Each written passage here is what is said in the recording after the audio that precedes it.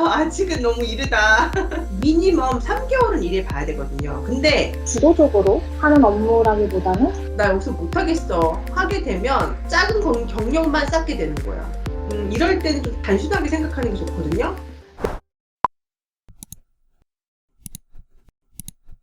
그리고 그러면 지금 일하시는 거에 대해서 어떤 일을 하시는지 설명 좀 해주세요. 네. 마케팅 직무를 하고 있는데 지금은 좀 어시스턴트 개념으로 일하고 있습니다.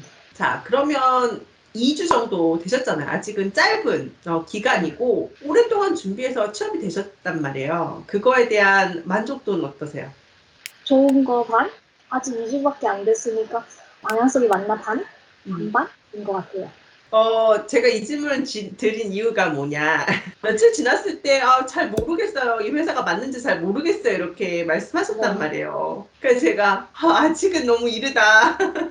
아직 그때 며칠 됐었죠? 3일, 4일 정도밖에 안 네, 됐잖아요. 아직. 그래서 제가 이제 한 일주일 정도는 더 다녀보시고, 관찰을 해보시길 바란다. 이렇게 말씀드렸는데, 그래서 그런 솔직한 이야기를 한번 해주세요. 그러면 어떤 또 고민이 있을 수도 있는 거고 지켜보고 있는 상태일 수도 있고 어때요?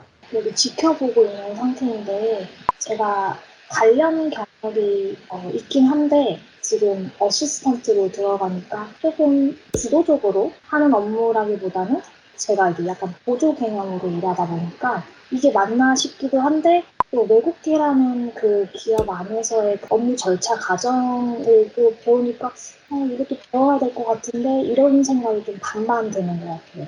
제가 솔직하게 딱 말씀을 드릴게요. 지금 상황만 놓고 보자면 원정님 같은 경우는 아까 자신감이 없던 이유들을 설명하면서 자신의 이력을 이야기했잖아요.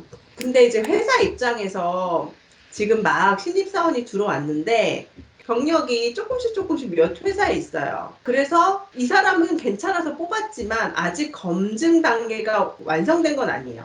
만약에 과거 경력이 아주 탄탄해요. 한 5년 이상 매니저급으로 어떤 프로젝트를 성공적으로 이끌은 경험이 있다.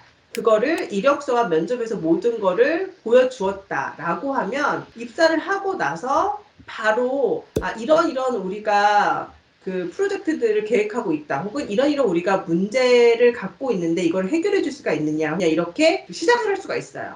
하지만 지금 단계는 회사 입장에서는 아니에요. 그러니까 당연히 처음 시작하는 업무, 관련성 있는 업무들을 주면서 보는 거예요. 그래서 조금씩 더 줄 거예요. 본인이 되게 열심히 했고 회사에서도 그 자세도 좋고 그리고 일도 참 잘한다 라고 하면 점점 그 영역이 넓어질 거예요. 그거는 당연한 거예요. 그래서 그 과정까지가 정말 뭐 2, 3개월 만에 될 수도 있고요. 반년이 걸릴 수도 있고 1년 넘게 걸릴 수도 있어요. 혹은 그 이상이 걸릴 수도 있어요.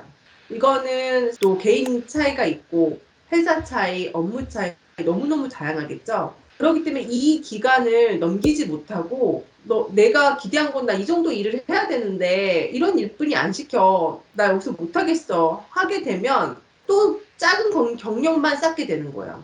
이미 아무리 작은 경력들이 몇 군데 있다고 하더라도 경력이란 말이에요. 근데 지금 이 회사에서 어떻게 하느냐에 따라서 이것들을 정말 다 모아가지고 하나의 탄탄한 경력으로 만들 수 있을지 없을지 그 다음 단계까지 보시고 지금 행동을 하셔야 되는 거예요. 그래서 많은 분들이 특히 처음 초반에 너무 일찍 결정을 내리시는 분들이 있어요.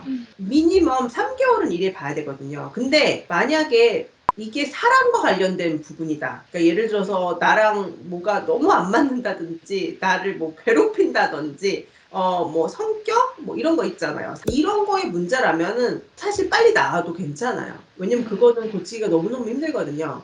그런 게 아니고 업무와 관련된 거라면 일 잘하고 열심히 하면 일이 더 많아지고 볼 수밖에 없어요. 위로 올라갈 수밖에 없어요. 너무 당연한 거예요. 그래서 이제 외국에서는 프로베이션 기간을 3개월을 두는 게 최소한 3개월은 봐야 되거든요. 회사도 이 사람을 알고 이 사람도 회사를 알고 기본적인 부분이라도. 그러니까 3개월 이전에 결정 낸다는 건 매우 이를 수가 있다는 거예요. 궁금하신 거 있으세요? 네, 있어요. 네, 질문사항. 지금 제가 계약직인데 네. 이게 정규직으로 갈 수 있는 그런 가능성도 있을까? 이런 게 조금 궁금해서 아니면 계약직이 아닌 정규직에 지원을 해야 될지 이런 게 자꾸 머릿속에 고민이 돼서 여쭤보고 싶어요. 지금 준비를 하다가 외국계 계약직 파견직으로 됐어요. 이 코로나 시기에 된 것도 참 잘 된 거거든요. 그리고 아까 말했던 그런 단점이 있음에도 불구하고 기회를 잡으셨잖아요. 그런데 지금 이게 맞는 건가 너무 고민을 많이 하시면 생각이 다른 데로 막 분산될 수가 있어요. 이럴 때는 좀 단순하게 생각하는 게 좋거든요. 내가 생각했을 때 1년이다. 그럼 1년 목표로 하세요. 최대한 많은 성과를 내고 많이 배우시려고 노력을 하세요. 그러면 그때가 되면은 내가 어디를 가든지 훨씬 더 이력서가 좋아지거든요. 면접 볼 때 훨씬 더 할 이야기가 많아지거든요. 제 학생분 중에 그렇게 시작해서 정규직으로 가신 분들 많이 계시고, 제 학생분 중에 워킹홀리데이 비자로 정말 단기직으로 일하다가 취업되신 분들 되게 많으세요. 그런 분들한테 드리는 말씀이 뭐냐면, 처음부터 정규직으로 가는 분들, 처음부터 비자 스폰 바로 받아서 가시는 분들도 계시거든요. 하지만 자신의 상황은 그렇게 시작이 안 됐잖아요. 네. 스타트가 다르다고 해서 내가 목표로 하는 점까지 갈 수 없는 건 아니거든요. 조금 더 시간이 걸릴 뿐이지. 그렇기 때문에 목표점을 흔들지는 마세요.